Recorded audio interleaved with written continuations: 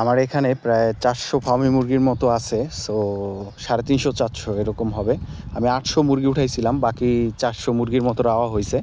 So যেটা আমি করছিলাম, আমি 15 টাকা করে বাচ্চা পাইছিলাম, সরকারি বাচ্চা।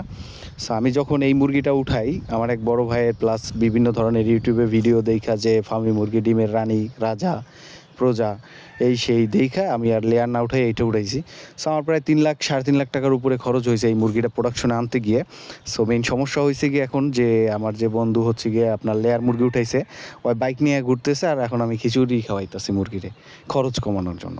সো এইখানে আবার আরেকটা হয়েছে। সো আমি তখন চিন্তা করলাম যে এত ডিম কম আসে, 60% প্রোডাকশন মোটামুটি আসে প্রথম থেকে, পরে গিয়ে আরও কমে যায়, 52, 50, 55-র মধ্যেও চলে আসে। সো মেইন সমস্যাটা হয় কি, আর ডিমের দাম, হ্যাঁ। সো এই শীতের দিক থেকে এই যে এখন ডিম চলেই না বলতে গেলে, তো বিশাল পেইন খাইতে হয়েছে আমার।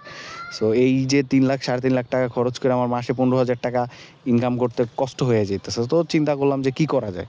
তখন আবার এই ইউটিউবে ভিডিও দেখা আমি খিচুড়ি খাওয়াইয়া বা অন্য ভাত বা খাওয়াইলে খাবারের খরচ কমানো যায়। সো এই চিন্তা করে আমি খিচুড়ি খাওয়ানো স্টার্ট করলাম। তো খিচুড়ি খাওয়ায় সমস্যা হয়েছে আরও আগে। এখন মানে আগে 3.5 কেজি বা 4 কেজি ডিম পারতো, এখন 3 কেজি পারতে কষ্ট হয়ে যায়। ঠিক আছে, আসলে খিচুড়ি খাওয়ায় বা খরচ কমানো এটা ইম্পসিবল। এটা অনেকেই এই বুদ্ধিগুলো দেয়, এই বুদ্ধিগুলো যারা দিতেছে মানে কিসের জন্য দিতেছে আমি জানি না, কিন্তু আমি এটা নিজে ভাই এই যে এখন রানিং খাওয়াইছি দেখছেন।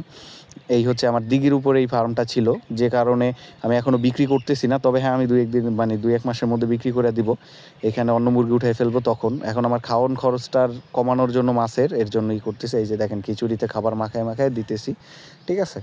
আর এরা ভাই কি পরিমাণে যে খায়, মানে 120 গ্রামের কথা বলছে, 125-30 গ্রামও খেয়ে ফেলে, ঠিক আছে।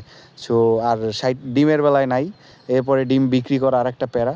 সো যারা আর কি এই মুরগিটা মানে শখের বিষয় পালন করতে চান তারা ঠিক আছে, হ্যাঁ শখ ঠিক আছে, কিন্তু বিজনেস পারপাসে এই মুরগি ভাই কখনোই লাভজনক না, একদম ফালতু একটা বিষয়, ঠিক আছে। খুবই সীমিত লাভ হয়। আর সবথেকে বড় কথা হচ্ছে ডিম বিক্রি করা। এই ডিম বিক্রি করা বিশাল একটা পেইন খাইতে হয়। তাহলে এখন আপনারা বলতে পারেন, তাহলে যারা ভিডিওগুলো করে বা যারা এরকম মুরগি পালতেছে তারা ভাই বাচ্চা বেচে, হ্যাঁ, তারা বাচ্চা বিক্রি করে, এর জন্য এরকম উল্টাপাল্টা কইয়া আপনার আমার মতো খামারিদের উল্টাপাল্টা বুঝাইতেছে ডিমের রানী এই সেই অমুক সমুক। আমি যদি 800 এই সময় লেয়ার মুরগি উঠাইতাম তাহলে এখন আমি ভালো থাকতাম। সো এই হচ্ছে গিয়ে আজকের যে বিষয়টা আমি শেয়ার করলাম। আমার আরও অনেকগুলো ফার্ম আছে। সো ওই ফার্মে আরও বিভিন্ন ধরনের মুরগি আছে। সো এইগুলো নিয়ে আমরা বিভিন্ন ধরনের ভিডিও আপডেট দিতে থাকবো। সো যাদের আমাদের ভিডিওগুলো ভালো লাগে, যারা ফার্মিং নিয়ে কাজ করতে চান, তারা অবশ্যই আমাদের চ্যানেলটা সাবস্ক্রাইব করে আমাদের পাশে থাকবেন। আসসালামু আলাইকুম, ভালো থাকবেন সবাই।